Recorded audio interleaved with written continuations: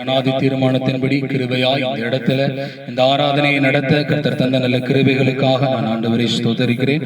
கர்த்தருடைய நாமம் மகிமைப்படுவதாக. இந்த வேளையிலும் வேதத்திலே ஒரு சில வசனங்களை ஒரு சில நிமிடங்கள் சுருக்கமாக நாம் தியானிப்போம். கர்த்தர் தாமே துணை செய்வாராக. யாத்திராகமம் 20ஆம் அதிகாரத்தை எடுத்துக்கொள்ளுங்க. யாத்திராகமம் 20ஆம் அதிகாரம் 3வது வசனத்தை வாசிங்க.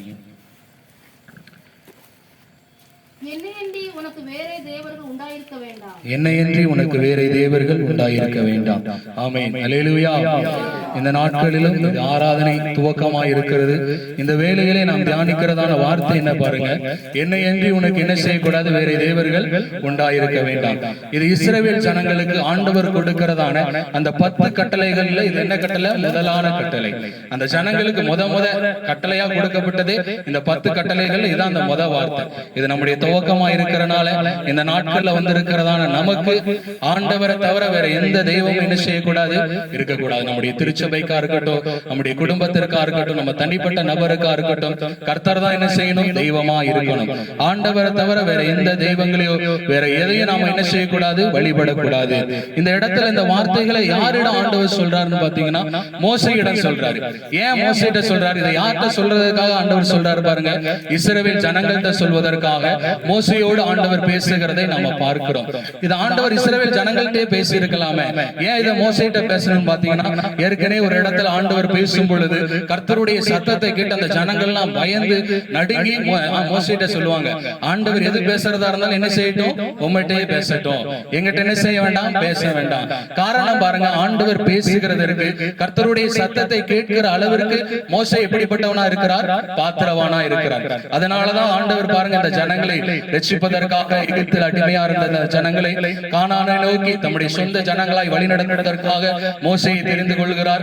மோசையின் பலமாக இந்த ஜனங்களை அநேக காரியத்திலிருந்து ஆண்டவர் விடுவிக்கிறதை வழிநடத்துகிறதை பார்க்கிறோம். அப்படி இருக்கும் பொழுது ஆண்டவர் இந்த ஜனங்களுக்கு கொடுக்கிறதான அந்த 10 கட்டளைகள்ல முதலாவது சொல்லப்பட்டதான வசனம் என்ன பாருங்க. என்னையன்றி உனக்கு என்ன செய்யக்கூடாது, வேற தேவர்கள் உண்டாயிருக்க கூடாது.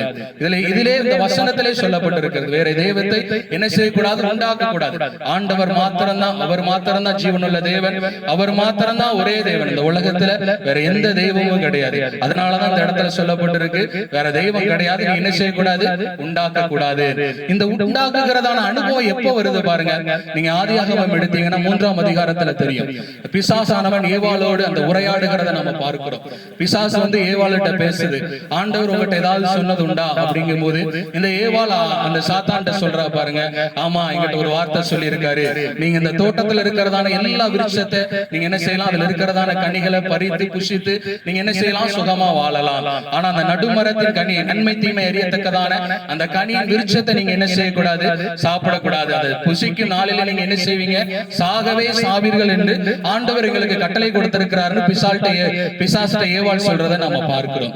அப்போ அந்த சாத்தான் அந்த ஏவாள்கிட்ட சொல்லுது பாருங்க, என்ன சொல்லுதுன்னா, அப்படி இல்ல, நீங்க இந்த பழத்தை புசிக்கும் நாள்ல நீங்க என்ன செய்யறது இல்ல, சாகவே சாவதில்லை என்று இவன் புதிதா ஒரு கட்டளை அவங்களுக்கு சொல்றான். நீங்க என்ன செய்வீங்க, இந்த பழத்தை பறித்து புசிக்கும் பொழுது நீங்க என்ன செய்வீங்க, தேவனை போல என்ன செய்வீங்க, தேவர்களை போல என்ன செய்வீங்க, ஆவீர்கள் என்று அவளுக்குள்ள ஒரு ஆசையை, ஒரு இச்சை என்ன செய்தான், தூண்டுகிறான். அந்த அனுபவத்தை பார்க்கிறோம். ஏற்கனவே மனிதர்கள் எப்படி உண்டாக்கப்பட்டிருக்கிறாங்க, ஆண்டவருடைய சாயலாகவும் அவருடைய ரூபத்தை போலவும் அவரை போலதான் நம்ம என்ன செஞ்சிருக்கோம், சிருஷ்டிக்கப்பட்டிருக்கிறோம். ஆனாலும் இந்த பிசாசு ஏவாளை என்ன செய்யறான், வஞ்சிக்கிறான். இந்த இடத்துல பாத்தீங்கன்னா அந்த இடத்துல என்ன சொல்லப்பட்டிருக்கிறது, தேவர்களை போல் ஆவீர்கள். இந்த தேவர்கள் எல்லாம் வரதுக்கான காரணம் என்ன பாருங்க, அவன் விதைத்ததான அந்த விதை. அது வரைக்கும் தேவன் ஒருவர் தான் இருந்தாரு. இப்போ மனுஷனுக்குள்ள என்ன விதைச்சிட்டாங்க, தேவர்கள், மத்த நிறைய தெய்வங்கள் இருக்குங்கிறதான ஒரு விஷயத்தை என்ன செஞ்சுட்டான், அந்த இடத்துல விதைச்சிட்டான். அதனாலதான் பாருங்க இந்த மத்த வழிபாட்டு முறைகளா இருக்கட்டும், மத்த காரியங்களா இருக்கட்டும், அதற்கு பிற்பாடுதான் வருது.